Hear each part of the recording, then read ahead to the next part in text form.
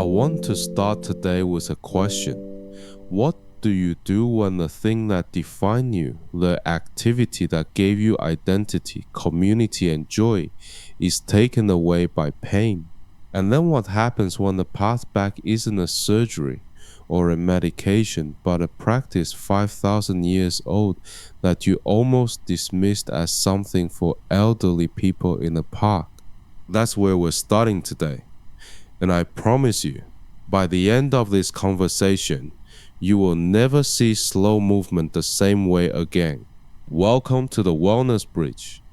I'm Gary Chen, physiotherapist and founder of GC Integrative Physiotherapy and Wellness on the Gold Coast. Every episode, we build a bridge between the best of Western clinical science and the deep wisdom of Eastern health traditions. Today, that bridge is built through one woman's extraordinary journey from debilitating knee pain to something she never expected, a complete transformation of how she experiences her own body, her own mind, and her own life. Sarah Nguyen-Williams is 57 years old. She grew up in Brisbane with Vietnamese Australian heritage, ran her first marathon at 34, and went on to complete 11 of them. Then her niece told her the story was over. Sarah, welcome to the Wellness Bridge. Thank you, Gary. I've been wanting to share this story for a long time because I know there are people out there who have lost something they love and they think it's gone forever. Let's go back to the beginning. What did running mean to you? Running was everything. It was how I managed stress after a big week at work. It was my community, my training group, the race weekends. It was honestly a big part of how I identified myself. I was Sarah the runner. And then gradually it started hurting. First just after long runs, then during, then every day going down the stairs. And what was the clinical picture when you finally got it properly assessed? Grade 3 knee osteoarthritis, both knees.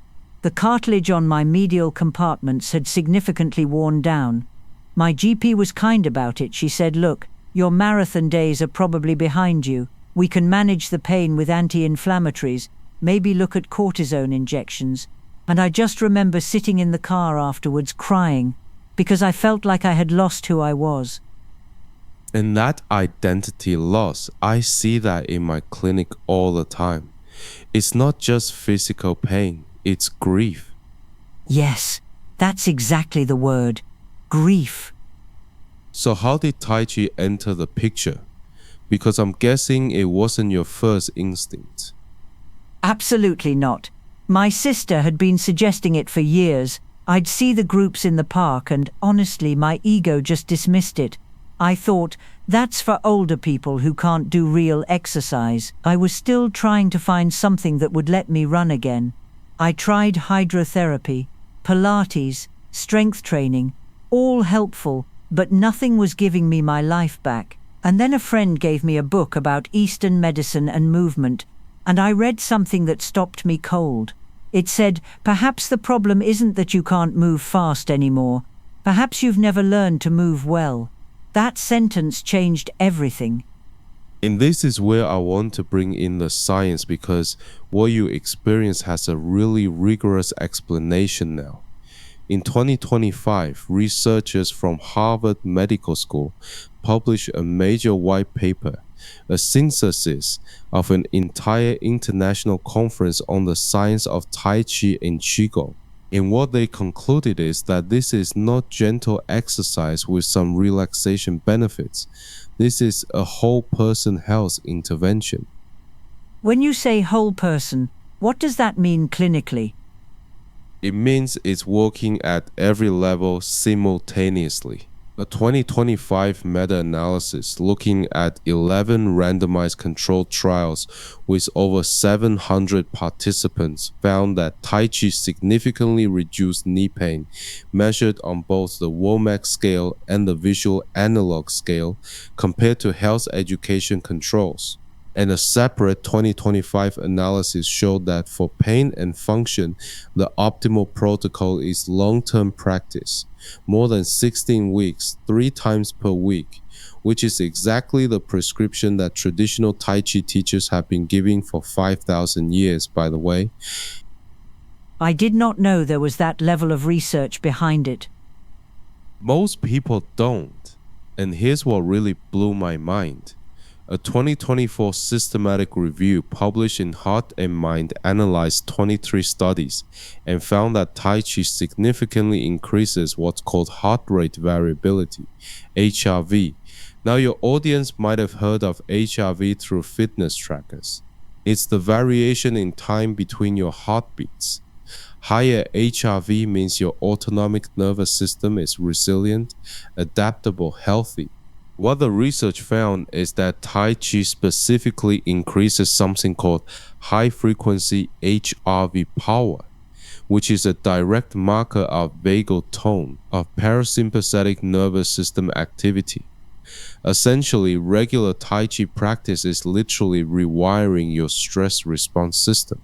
You're not just relaxing in the moment, you're shifting your nervous system's baseline. Which explains why, after about 3 months, I started sleeping better. My anxiety dropped. I thought those were just side effects, but they were actually the main event. Exactly, and there's more. A 2025 study looking at neurophysiological mechanisms found that Tai Chi modulates the brain's descending opioidergic pathway, the brain's own pain regulation system. It's not just blocking pain signals. It is physically changing how the brain processes pain at the neural level. Neuroplasticity in action. Here's where I want to pause and take you somewhere a little deeper. Because what the research describes and what Taoist philosophy has always described, they are the same thing using different languages. The science talks about resonance frequency. During Tai Chi, because of the slow rhythmic breathing, typically 5 to 6 breaths per minute, the heart rate variability spectrum develops a peak at exactly 0.1 Hz. The heart, the lungs, and the brain enter a state of synchrony. The researchers call it coherence. Coherence, like everything lining up? Exactly, and the Taoist tradition has a concept, Liu Zhang, Liu Do. It literally means flowing, not rushing, not forcing, not fighting, but moving in harmony with the natural rhythm of things. Lao Tzu wrote in the Tao Te Ching, water is the softest thing in the world, yet it can overcome the hardest. Water doesn't force, it flows. And what your body was doing during Tai Chi, finding that 0.1 Hz coherence is your physiology discovering its own natural rhythm. Your nervous system finding Liu Dong. The Taoists knew this intuitively. The neuroscientists have now measured it. That's beautiful. Because I remember the moment I stopped trying to conquer my pain and started just moving with it. There was a morning practice, I can still picture it exactly. I was in the park, it was early, the sun was just coming up, and I stopped fighting my knees and just let the movement happen, and something released, not just physically, something deeper. That moment you're describing, that was your nervous system shifting its set point. The research calls it a neuroplastic change. You'd moved beyond temporary relief, you are actually changing. Alright, let's bring this into something practical. If someone is listening right now and they're in pain, or they've lost a physical activity they love, or they're just curious about Tai Chi, what would you say to them, Sarah? I would say your ego will resist it. Give yourself permission to feel a bit silly at first. The movements seem small, but small movements, done with complete attention, change everything. From a clinical standpoint, here's what the research tells us. Number 1, frequency matters more than intensity. 3 sessions per week, for at least 16 weeks is the protocol that the research consistently shows produces real neuroplastic change. This is not a casual commitment, but it's an achievable one. Number 2, the breathing is not optional. The therapeutic mechanism of Tai Chi, the HRV coherence, the vagal activation, is driven by slow synchronized breathing, 5 to 6 breaths per minute. Many people start Tai Chi and focus entirely on the hand movements. Don't. The breath is the medicine. Number 3, find a qualified teacher. The research flags this clearly. Practicing with poor form, particularly in the knee joints, can cause injury. Look for someone with genuine training who understands the biomechanics, not just someone who watches YouTube videos. Number 4, and this is from Sarah's story directly.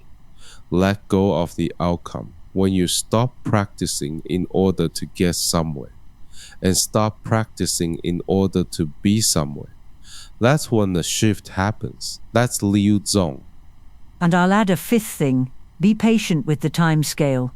For me, real change came around month 3 or 4.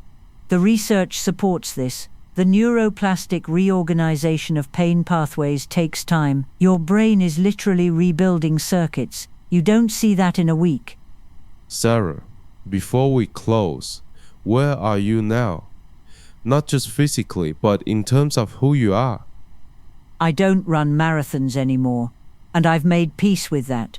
But I move every single day.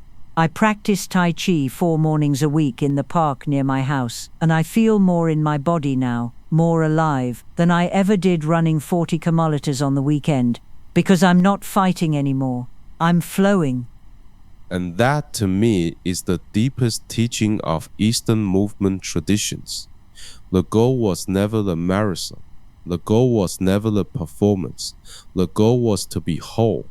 And sometimes the thing that breaks you open is the very thing that makes you whole. Thank you so much for sharing your journey, Sarah.